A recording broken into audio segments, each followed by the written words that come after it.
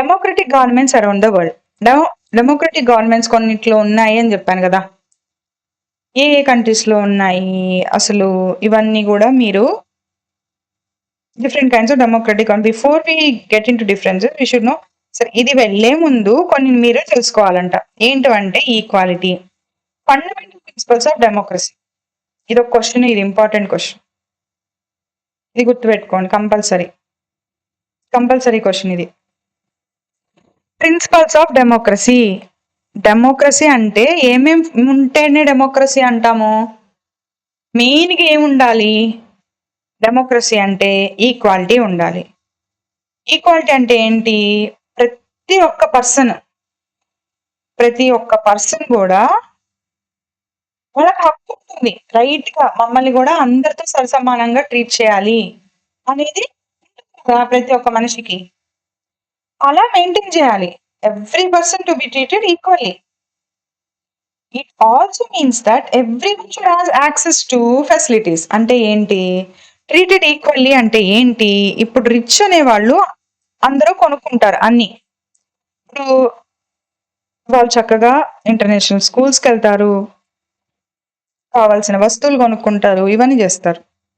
Health అయితే చక్కగా private హాస్పిటల్స్కి వెళ్తాడు, పెద్ద పెద్ద హాస్పిటల్స్లో చూపించుకుంటారు. అదే పూర్ అయితే వీళ్ళు ఏం చూపించుకోలేరు కదా, ఎక్కడికి వెళ్ళలేరు, చదువు చెప్పించుకోలేరు. అలా అని వీళ్ళు వదిలేస్తే వీళ్ళు ఈక్వల్ అవుతారా? అవ్వరు. ఇక్కడ ఈక్వాలిటీ ప్రొవైడ్ చేయడం అంటే ఏంటి? ద సెన్స్ దాట్ వీళ్ళు ఏవైతే పొందుతున్నారో వీళ్ళు కూడా అదే పొందాలి. అంటే అదే అంత రిచ్ గా అంత స్టేటస్ గా అని కాదు.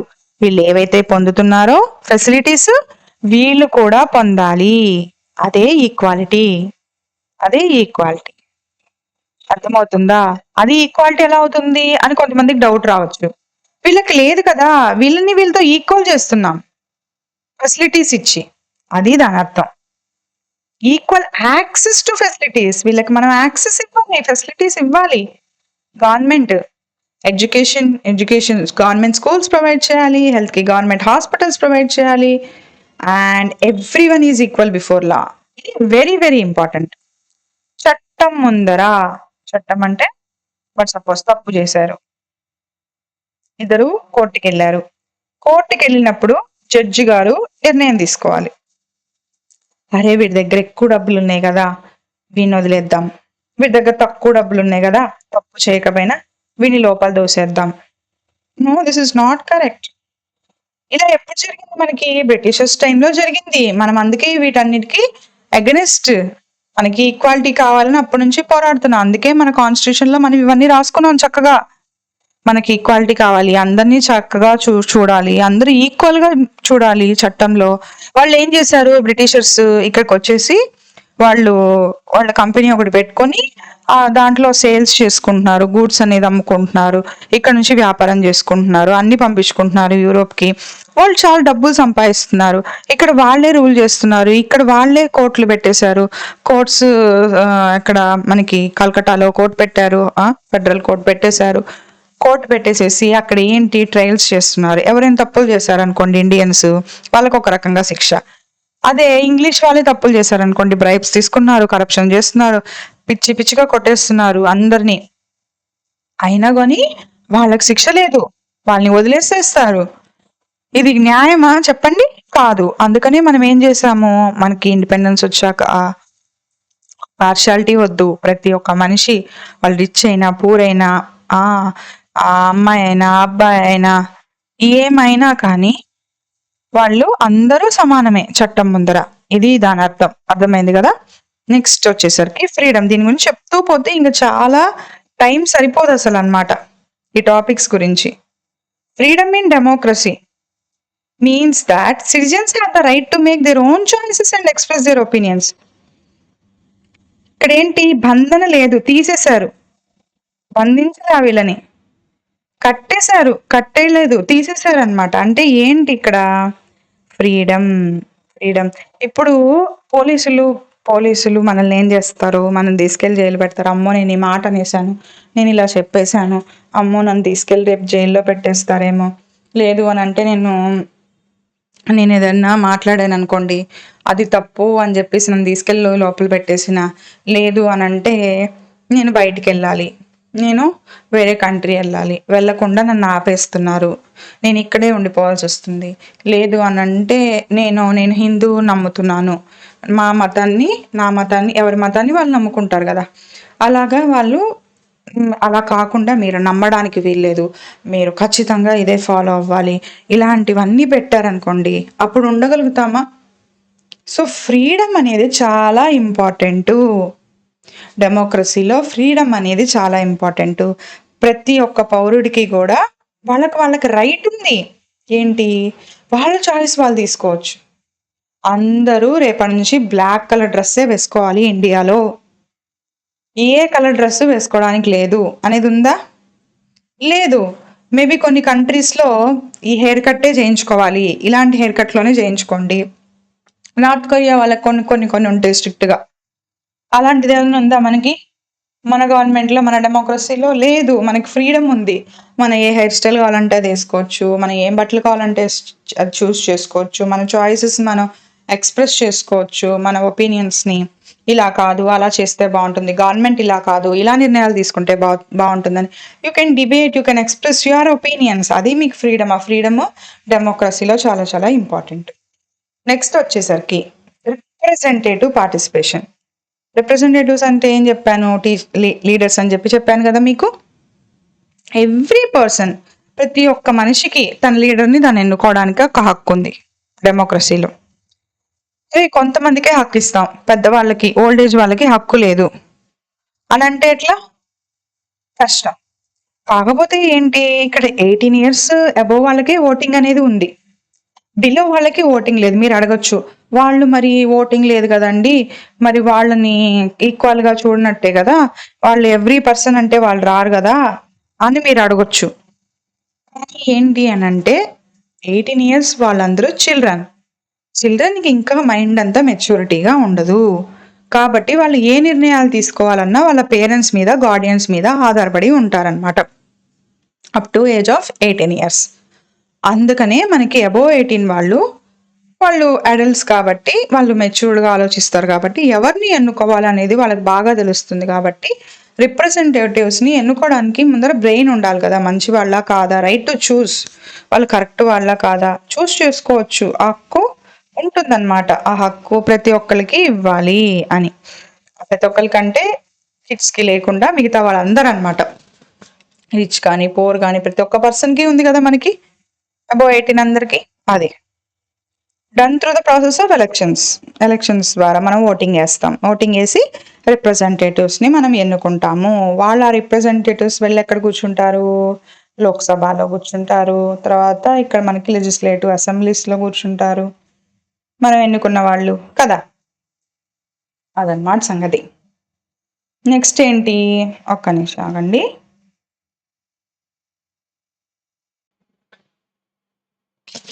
డెమోక్రసీలో ఉండాల్సిన ఇంకొక టాపిక్ ఏంటి, యూనివర్సల్ అడల్ట్ ఫ్రాంచైజ్. మీకు ఇప్పుడే చెప్పాను కదా, అబోవ్ 18 వాళ్ళు ఓట్ చేయాలి.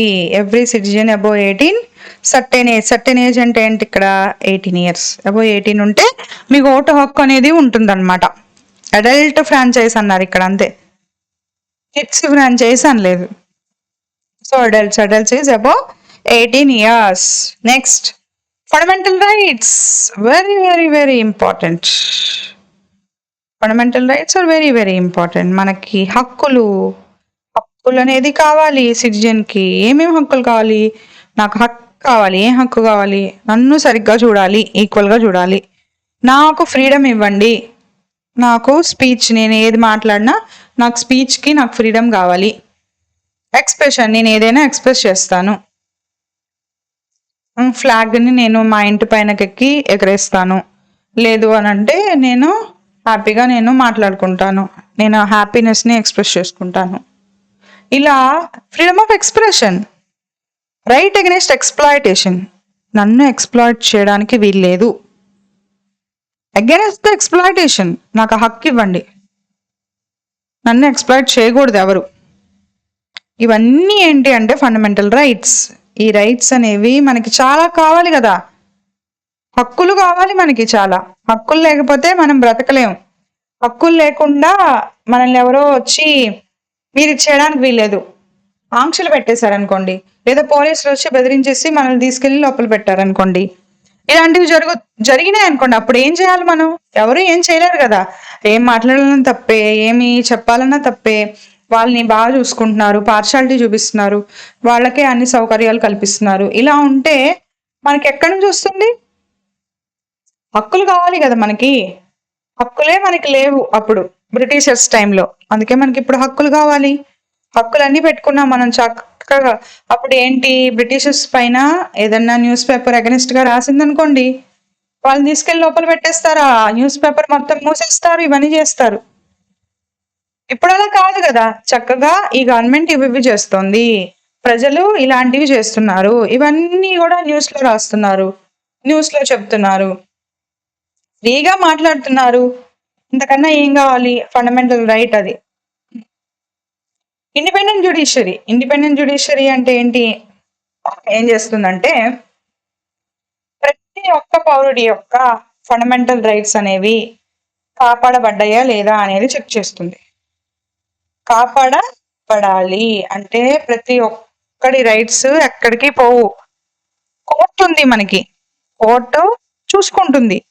మన హక్కులు ఏమన్నా పోయినాయి అనుకోండి, నిన్నెవరైనా తక్కువ చేసి చూశారు, ఈక్వల్ గా చూడలేదు ట్రీట్మెంట్. స్కూల్లో అందరినీ బెంచ్ మీద కూర్చోబెట్టేసి నిన్నేమో కింద నేల మీద కూర్చోబెడుతున్నారు. అప్పుడేంటి, నువ్వు కేసు పెట్టు చక్కగా, మా స్కూల్లో నన్ను ఇట్లా చేస్తున్నారు అని చెప్పి. Then the judiciary will take care of it. అర్థమవుతుందా? నీకు నీ రైట్స్, నీకు చక్కగా నువ్వు బెంచ్ మీద కూర్చోవచ్చు అని చెప్పి కోర్ట్ అనేది ఆర్డర్ ఇస్తుంది అనమాట. అప్పుడు నీ ఫండమెంటల్ రైట్ నీకు ప్రొటెక్ట్ అవుతుంది. నువ్వు కూడా అందరిలాగానే ఈక్వల్ గా ట్రీట్ చేయబడ్డావు. అంతేనా? అది ఎవ్రీ సిటిజన్ కి ఫండమెంటల్ రైట్స్ ప్రొటెక్ట్ అయినాయా లేదా అనేది చూసుకుంటుంది. లాస్ ఫాలో అవుతున్నారా లేదా పౌరులందరూ. ఇక్కడ ఏమైంది? రూల్ ఫాలో అయ్యారా, ఈక్వల్ గా చూసారా, రైట్ టు ఈక్వాలిటీ అనేది డ్యామేజ్ అయింది కదా. అది also by all parts of government. Citizens ఒక్కటే కాదు, చట్టాలు ఫాలో అవుతున్నారా లేదా అని చూసుకునేది all forms of government.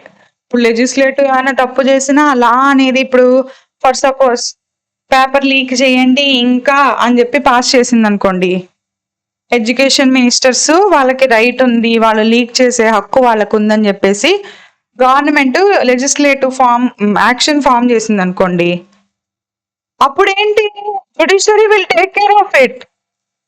Judiciary will ask, supreme court will ask అనమాట, మీరు ఎలా ఫామ్ చేస్తారు, మీరు ఎలా అది ఆ బిల్ అనేది పాస్ చేస్తారు, అది కొంతమందికే అది ఫేవర్ చేస్తోంది, మిగతా వాళ్ళందరూ చదువుకుంటున్నారు, వాళ్ళ పరిస్థితి ఏంటి లీక్ అయితే అనేది ఎవరు అడుగుతుంది? ఎలా పడితే అలా నేను ఫామ్ చేస్తానని చెప్పడానికి లేదు పార్లమెంట్ కూడా. జ్యుడిషియరీ, లెజిస్లేటివ్ తప్పు చేసిన, ఎగ్జిక్యూటివ్ ఇప్పుడు పోలీసులు వచ్చి తప్పు చేసిన, ప్రజలు తప్పు చేసిన, ఎవరు తప్పు చేసినా కూడా ఎవరు చూసుకుంటారు? జ్యుడిషియరీయే చూసుకుంటుంది. గుర్తుపెట్టుకోండి.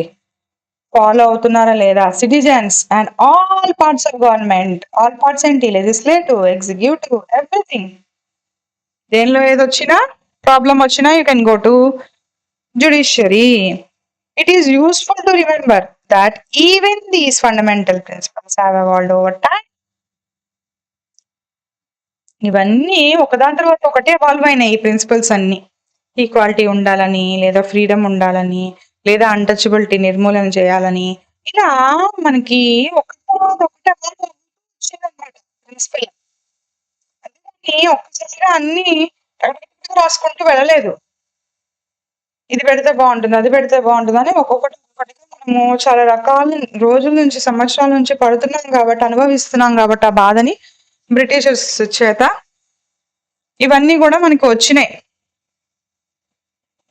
అంత ఈజీగా రాయలేదు. మన కాన్స్టిట్యూషన్ కూడా చాలా కష్టపడి రాశారు. Example, India provided universal adult franchise provide చేసింది ఇండియా. అంటే ఏంటి? ఓటు హక్కు కల్పించారు. అందరికి 18 అబోవ్ ఇయర్స్ ఉన్న వాళ్ళందరికీ ఓటు హక్కు కల్పించారు. From the very beginning of Indian republic ఎప్పుడైతే అయిందో 1950లో అప్పటి నుంచి ఓటు హక్కు అనేది ఇచ్చారు అందరికి. కాకపోతే స్విట్జర్లాండ్ లో ఏమైందంటే ఉమెన్ కి ఓటు హక్కు లేదంట. మన ఇండియాలో ప్రతి ఒక్కరికి ఉంది కదా ఓటు హక్కు, ఉమెన్ కి అందరికీ ఉంది కదా. అబోవ్ 18 ఎవరైతే ఉన్నారో వాళ్ళందరూ ఓట్లేశారు. కాకపోతే స్విట్జర్లాండ్ లో ఏమైందంటే ఉమెన్ కి ఓటు హక్కు ఎప్పుడు ఇచ్చారంట? 1971 లో ఇచ్చారంట. అప్పటి వరకు ఉమెన్ అనేవాళ్ళు వాళ్ళ రిప్రజెంటేటివ్స్ ని ఎన్నుకోవడానికి లేదు, ఓట్ చేయలేదు. వాళ్ళు రెస్ట్రిక్ట్ చేశారు వాళ్ళని, మీరు వెయ్యొద్దు ఉమెన్ అని. ఓన్లీ మెన్ ద్వారానే వాళ్ళ రిప్రజెంటేటివ్స్ ని ఎలక్ట్ చేశారు. అది కరెక్టా చెప్పండి? వాళ్ళు మనుషులు కాదా? ఆడవాళ్ళు మనుషులు కాదా? వాళ్ళకి ఈక్వాలిటీ ఇవ్వాలి కదా. అది clearly the above principles are ideal గా ఉన్నాయా? ఇప్పుడు ప్రిన్సిపల్స్ అనేది చక్కగా ఉమెన్ కూడా ఇచ్చారు, బాగుంది. ఈక్వాలిటీ మెయింటైన్ చేశారు, ఐడియల్స్ బాగున్నాయి. వాళ్ళ ఆలోచనలు వాళ్ళ పాటించే విధానం బాగుంది. ఇప్పుడు ఉమెన్ కి హక్కు ఇచ్చారు కాబట్టి all democracies able to put them in practice. అందరు డెమోక్రసీస్ ఇలాగే ఇస్తారని లేదు. కొన్ని డెమోక్రసీస్ లో కొంతమందికే హక్కు ఇవ్వచ్చు, కొంతమంది దాంట్లో రిచ్ వాళ్ళకే ఇవ్వచ్చు, కొంతమంది దాంట్లో చదువుకునే వాళ్ళకే ఇవ్వచ్చు హక్కు. అలా డిఫరెంట్ అన్నమాట. అన్ని ఒకే డెమోక్రసీస్ అన్నిట్లో ఒకటే ఫాలో అవుతారని మనం చెప్పలేం. Equal clear it is important for the citizens to keep these ideals in front of them. ఏంటి, మనం పౌరుల ముందు కూడా, మన ప్రజల ముందు కూడా మనం ఇవి తీసుకెళ్లి పెట్టాలి, ఈ ఐడియల్స్ ఇవన్నీ. అప్పుడే క్లారిటీగా అర్థమవుతుంది. Different forms of democratic government. ఈ డెమోక్రటిక్ గవర్నమెంట్ లో కూడా ఫార్మ్స్ ఉన్నాయని చెప్పాము, డిఫరెంట్ రకరకాలు. ఏంటది? Direct democracy, representative democracy. Representative డెమోక్రసీయా మనది డైరెక్ట్ డెమోక్రసీయా? రిప్రజెంటేటివ్స్ ఎన్నుకుంటున్నామని మనం చెప్పుకుంటున్నాము. క్లాస్ స్టార్టింగ్ నుంచి లీడర్స్ ఎన్నుకున్నారు స్టూడెంట్ కమిటీలో. సో మనది ఏ ఫార్మ్ ఆఫ్ గవర్నమెంట్ అని చెప్పాలి? మీరు ఇప్పుడు డైరెక్ట్ గా రిప్రజెంటేటివ్ డెమోక్రసీ అని చెప్పాలి. డైరెక్ట్ డెమోక్రసీ అంటే ఏంటి చూద్దాం. ప్రజలే, all citizens of the country are directly responsible. వాళ్ళందరూ కూడా రెస్పాన్సిబులే. రూల్స్ చేయాలన్నా ప్రతి ఒక్కరు రాసేస్తారు రూల్స్. All citizens. ఫంక్షన్స్ ఏంటి? ప్రతి ఒక్కళ్ళు citizens all they participate in all decisions directly. ఇప్పుడు అక్కడ మనకి లోక్సభలో పాస్ అయింది కదా bill, NEET paper bill, paper leak bill. అలా కాకుండా ప్రజల దగ్గర పెట్టేస్తారు. ఏం చేద్దాం ప్రజలు అని అడుగుతారు. ఇది చెయ్యండి అని చెప్పి కొంతమంది చెప్తారు. డైరెక్ట్ బై ద ప్రజలు అన్నమాట. No representatives, nothing. డైరెక్ట్ గా ప్రజలే నిర్ణయాలు. ఇది ఎక్కడ చూడొచ్చు ఈ ఫార్మ్ ఆఫ్ డెమోక్రసీ అంటే స్విట్జర్లాండ్ లో. చాలా కష్టం కదా, ప్రజలందరూ ఎలాగా అంతమంది డెసిషన్స్ తీసుకుంటారు, అంతమంది. It's very difficult. ఇంత పెద్ద కంట్రీలో, అందులో మన కంట్రీలో చాలా రకాల కల్చర్స్ ఉంటాయి, చాలా రకాల లాంగ్వేజెస్, డైవర్స్ కంట్రీ మంది.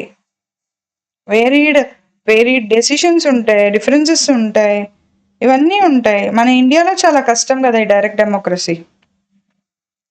మంది ఏంటి అంటే రిప్రజెంటేటివ్స్. ఇప్పుడు వాళ్ళు ఏంటి, గవర్నమెంట్ అనేది అకౌంటబుల్ టు పీపుల్. అకౌంటబిలిటీ అంటే ఏంటి? వాళ్ళు ఏదైనా పని చేశారనుకోండి, వాళ్ళు మనకు ఆన్సర్ చెప్పాలి, సమాధానం చెప్పాలి. నేను ఇంతే చేసుకుంటూ పోతానా, ఇష్టం, నేను ఏదైనా, నన్ను ఎవ్వరు అడగొద్దు అనడానికి లేదు గవర్నమెంట్. వాళ్ళు ఆన్సరబుల్ గా ఉండాలి. వాళ్ళు ఏ పని చేసినా, చిన్న పేపర్ కదిపినా, వాళ్ళు చిన్న లా ఏదన్నా చేయబోతున్నా, ప్రజలకి మేము ఇది చేస్తున్నాము, మీకోసమే చేస్తున్నాము, ఇది ఎందుకు చేస్తున్నాము, ఈ యాక్షన్, మనకు ఆన్సరబిలిటీ కావాలి, అకౌంటబిలిటీగా ఉండాలన్నమాట. ప్రజలకి సమాధానం చెప్పాలి ముందర. ఆన్సరబుల్ అంటే సమాధానం, ఎంత అడిగినా సమాధానం చెప్పకుండా మేము ఏదంటే అది చేసుకుంటూ పోతాం అంటే ఎవ్వరు యాక్సెప్ట్ చేయరు. మన ఇండియాలో government is always accountable to the people. ప్రజలకి బాధ్యతాయుతంగా ఆన్సరబిలిటీగా ఉండాలి government. Elections are integral part of representative democracy. ఈ రిప్రజెంటేటివ్ డెమోక్రసీలో మెయిన్ గా మనం ఏంటి, ఎలక్షన్సే కదా, ఎలక్షన్స్ ద్వారానే కదా ఈ రిప్రజెంటేటివ్స్ ని ఎన్నుకుంటున్నాం. ఎలక్షన్స్ అనేవి part and parcel of representative democracy. Next, ఇండియాలో ఏంటి, జనరల్ ఎలక్షన్స్ ఉంటాయి. అంటే ఏంటి జనరల్ ఎలక్షన్స్ అంటే 5 years కి ఒకసారి. అదే యుఎస్ లో అయితే 4 years కి ఒకసారి ఎలక్షన్స్. ఇక్కడ చూడండి,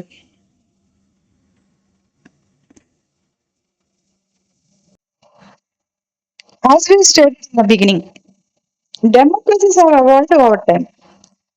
డెమోక్రసీస్ అనేవి అప్పటికప్పుడు రాలేదు అన్ని కంట్రీస్ లో. స్లోగా ఒక్కొక్క కంట్రీలో డెమోక్రసీ అనేది పెట్టుకుంటూ వచ్చారనమాట. ఎవరి క్యారెక్టరిస్టిక్స్ వాళ్ళకు ఉంటాయి అనమాట. కొన్నిట్లో ఈక్వాలిటీ, ఫ్రెటర్నిటీ అని ఉంటుంది, కొన్నిట్లో ఈ ఫ్రీడమ్ ఉంటుంది. అలా చెప్పాను కదా మీకు.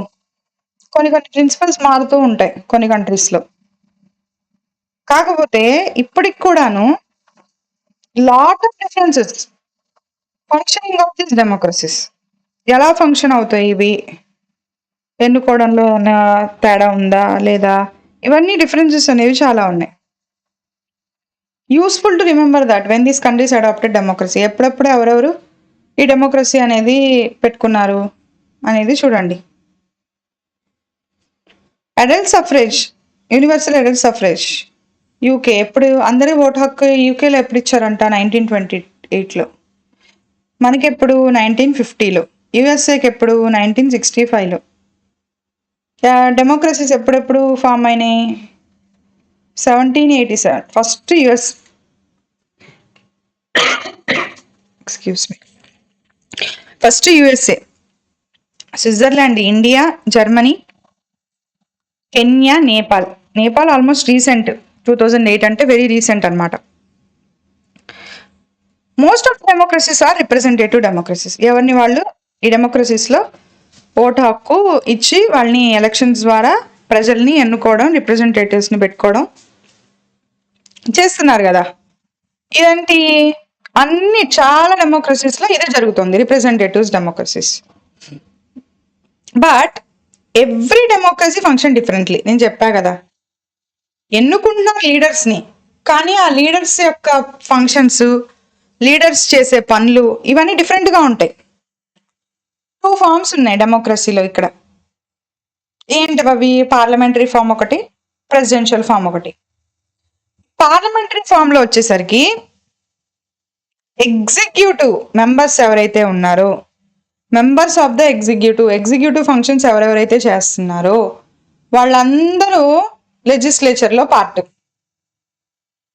Executive is the part of legislature. Executive అంటే ఎవరు, MPs, PM, council of ministers, ప్రతి ఒక్కళ్ళు వీళ్ళు ఏంటి, ఎగ్జిక్యూటివ్స్. వీళ్ళు మినిస్టర్స్ ఆర్ ఎగ్జిక్యూటివ్. ఈ ఎగ్జిక్యూటివ్ ఎవరు ఎక్కడ ఉంటారు, లెజిస్లేచర్లోనే ఉంటారు. లెజిస్లేచర్లోనే ఉంటారు అంటే ఏంటి, లోక్సభలోనే ఉంటారు కదా. ఇండివిజువల్గా వాళ్ళు ఎగ్జిక్యూటివ్స్, కానీ వాళ్ళు ఎక్కడ ఉంటున్నారు, లెజిస్లేచర్లో ఉంటున్నారు, లోక్సభ, రాజ్యసభలో ఉంటున్నారు, లా తయారు చేస్తున్నారు వాళ్ళు, అవునా. సో అదే పార్లమెంటరీ ఫార్మ్ ఆఫ్ డెమోక్రసీ. ఇక్కడ ఏంటి, prime minister, council of ministers, వీళ్ళు ఎగ్జిక్యూటివ్స్. ఎగ్జిక్యూటివ్స్ అంటే పనులు ఇంప్లిమెంట్ చేసేవాళ్ళు, చేయించేలాగా చూసేవాళ్ళు. ఇప్పుడు ఫైనాన్స్ మినిస్టరే కదా మన ఇండియాలో ఎలా చేయాలి, ఏమేమి పని చేయాలి ఇవన్నీ చూసుకునేది. అలాగే రోడ్ మినిస్టర్, ఇండివిజువల్ మినిస్టర్స్, వీళ్ళందరూ ఎక్కడ ఉంటారు, members of parliament.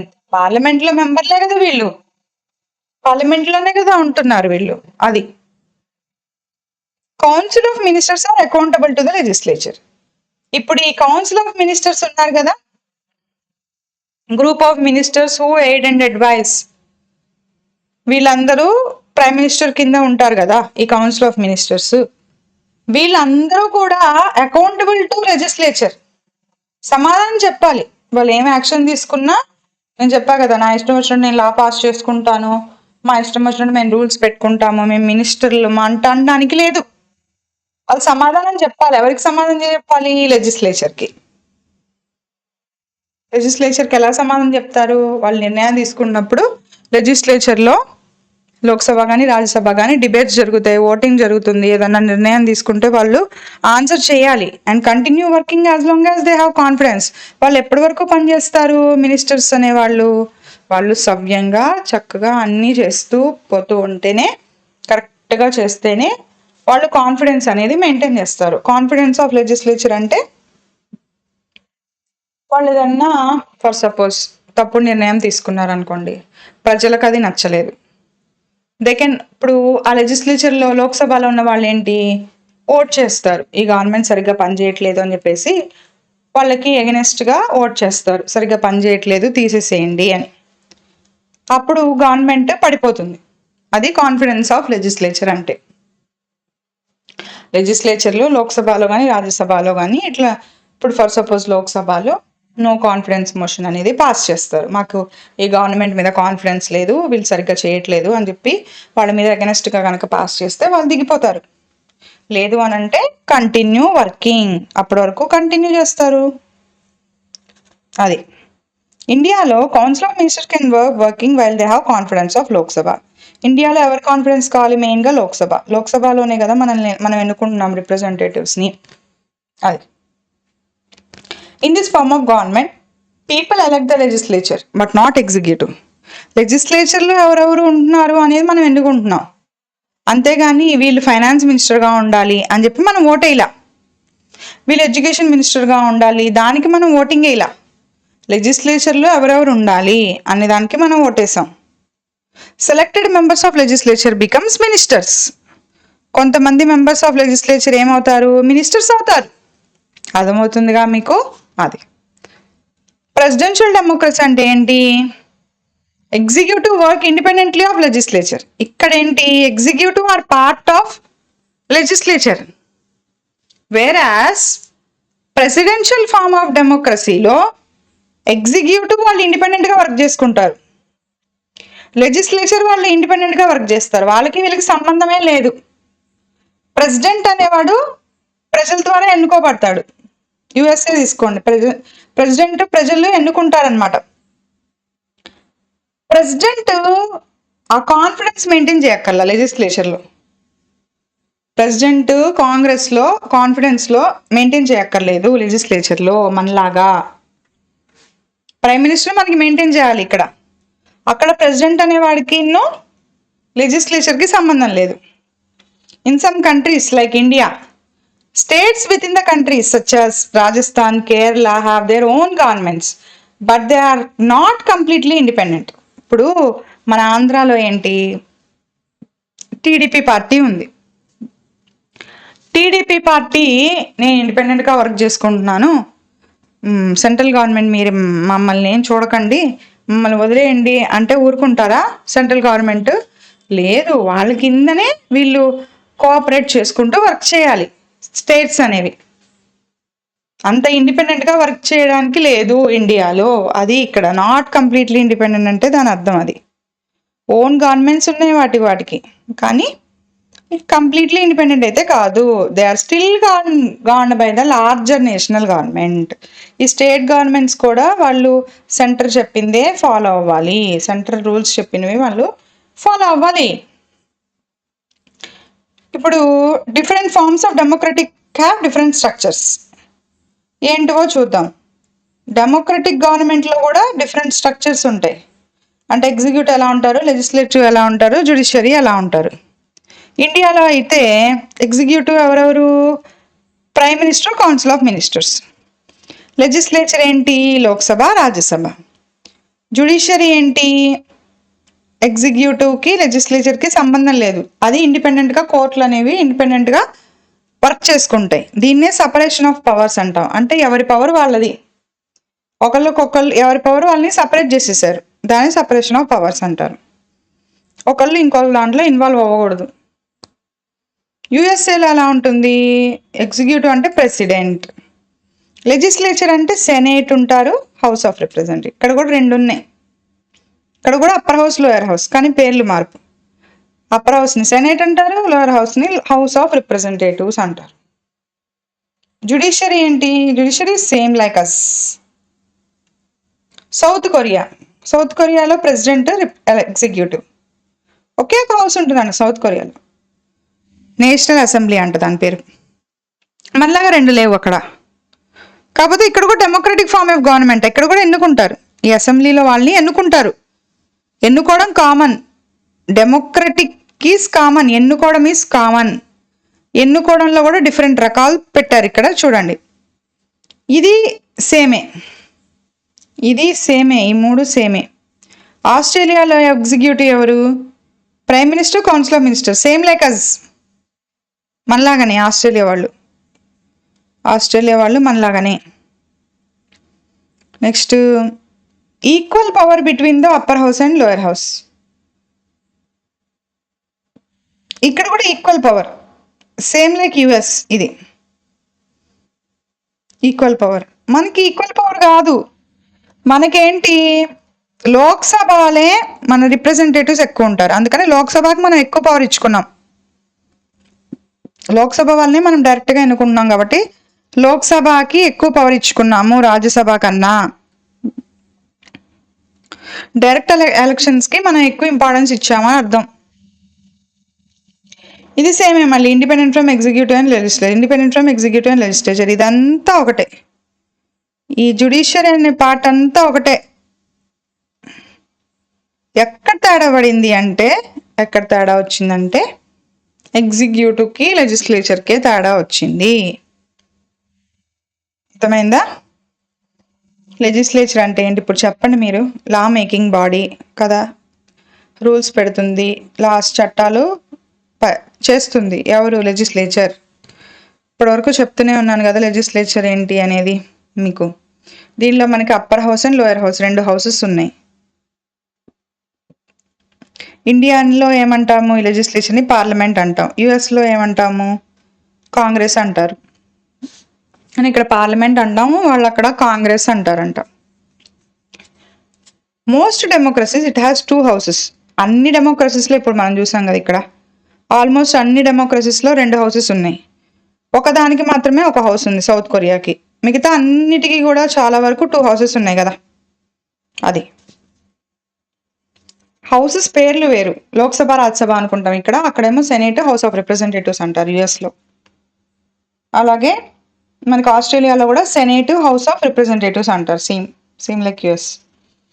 Separation of powers ఉన్నాయి. 3 ఆర్గన్స్ ఎవరి పనులు వాళ్ళు చేసుకోవాలి. లెజిస్లేచర్ తన పని తను చేసుకుంటుంది, ఎగ్జిక్యూటివ్ తన పని తను చేసుకుంటుంది, జ్యుడిషియరీ తన పని తను చేసుకుంటుంది. Everybody will work independently.